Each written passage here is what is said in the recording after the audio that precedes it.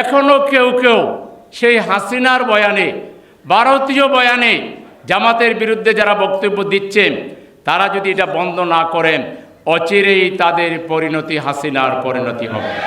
এবং হাদির উপর যারা হামলা করেছে, এই হামলাকারী কিন্তু চিহ্নিত করতে হবে সরকারকে। তবে মানুষ যেটা ধারণা করছে, এর সাথে দেশ বিদেশ এবং সেই পতিত স্বৈরাচার এবং ফ্যাসিবাদের বন্ধু হিসাবে খ্যাত যারা ভারতের দয়ায় বাংলাদেশে ক্ষমতায় আসতে চায়, তাদের নানাভাবে এখানে উস্কানি জড়িত আছে। তদন্ত করলে গডফাদার হিসাবে এই নব্য ফ্যাসিবাদের পদধ্বনি যারা দিচ্ছেন, ফ্যাসিবাদকে যারা আমদানি করতে চাচ্ছেন, চাঁদাবাজির মাধ্যমে, টেন্ডাবাজির মাধ্যমে, খুনের মাধ্যমে, নিজ দলের মারামারির মাধ্যমে ফ্যাসিবাদকে, বাংলাদেশকে যারা কায়েম রাখতে চাচ্ছেন, তাদের কোনো না কোনো পরামর্শ, উস্কানি এবং তাদের কোনো না কোনো ভূমিকা এর সাথে জড়িত আছে। হত্যা, ইভেন দেশে যদি একটা সাধারণ কোনো হত্যাকাণ্ড যদি কোনো জায়গায় ঘটে, কোনো মারামারি হয়, আমরা তৎকালীন যারা রাষ্ট্রের দায়িত্ব ছিল, সরকারি ছিল, তারা কোনো প্রকার পূর্ব তদন্ত ছাড়াই, কোনো প্রকার কোনো খোঁজখবর নেওয়া ছাড়াই এক কথায় বলে দিত এটার সাথে জামাত শিবির জড়িত। ইভেন কোথাও যদি কেউ ট্রাক অ্যাক্সিডেন্ট করে মারা যেত, তাইলে বলতো এটার পেছনে জামাত শিবিরের হাত আছে। বিল্ডিং দোষে পড়লে বলতো এটা জামাত শিবির দোষে ফেলাই দিছে।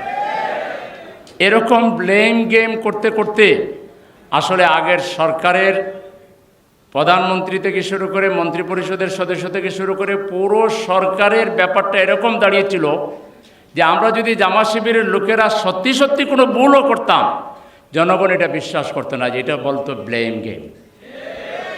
এক জামাতকে, শিবিরকে জনগণের আস্থার জায়গায় নিয়ে আসার ক্ষেত্রে সাবেক সরকারের বিরাট ভূমিকা আছে।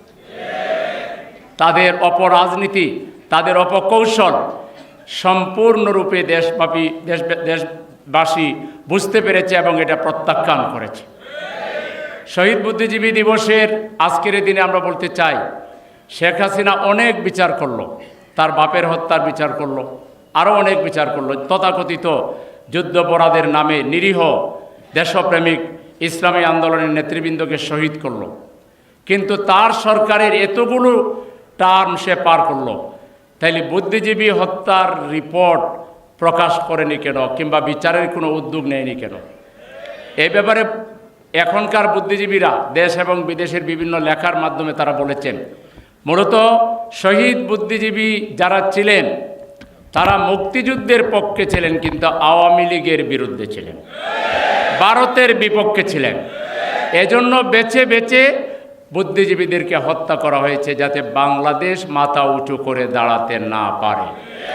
এজন্য অনেক লেখক, আজকে আমার দেশে আমি এখানে বসে বসে পড়লাম, আমাদের প্রবীণ সাংবাদিক আবুল আসার সাহেব অনেক কোটেশন এনে দেখিয়েছেন যে এর সাথে মূলত প্রতিবেশী একটি দেশ এবং বিগত দিনে বাংলাদেশ শাসন করার নামে জাতির উপরে যারা নিষ্ঠুর নির্যাতন চালিয়েছে, এই বুদ্ধিজীবী হত্যাকাণ্ডের সাথে তারাই জড়িত ছিল। সুতরাং আমাদের পরিষ্কার বক্তব্য, এখান থেকে অনেক শিক্ষণীয় বিষয় আছে।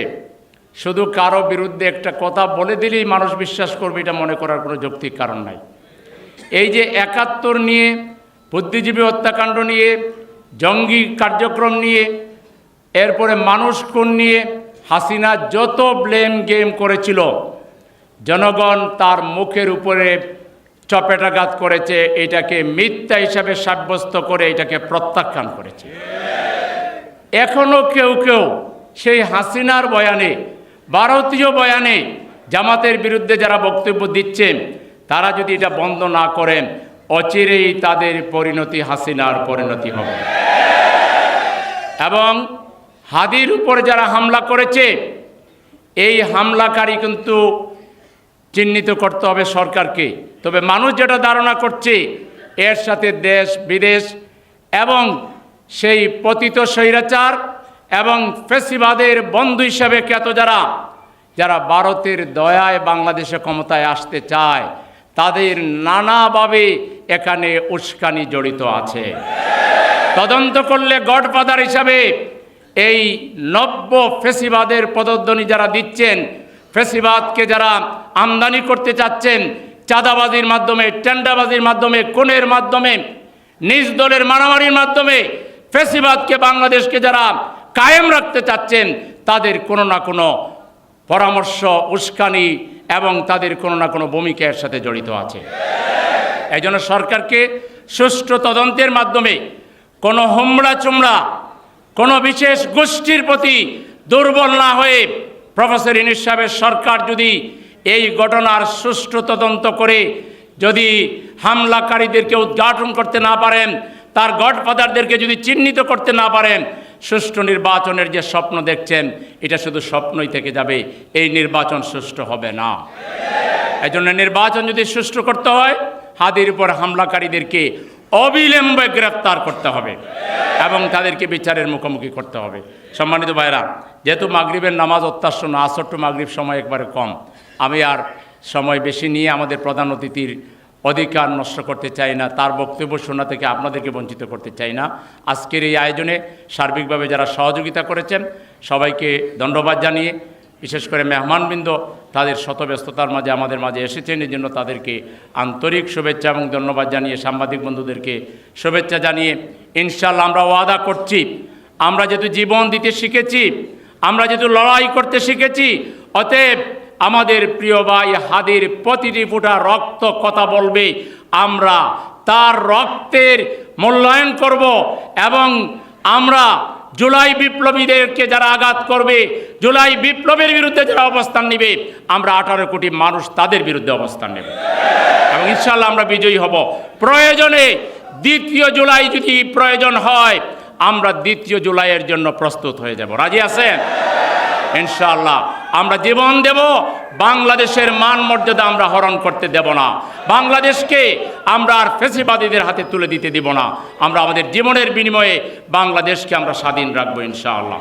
সবাইকে ধন্যবাদ জানিয়ে আমার কথা এখানে শেষ করছি। আসসালামু আলাইকুম ওয়া রাহমাতুল্লাহ।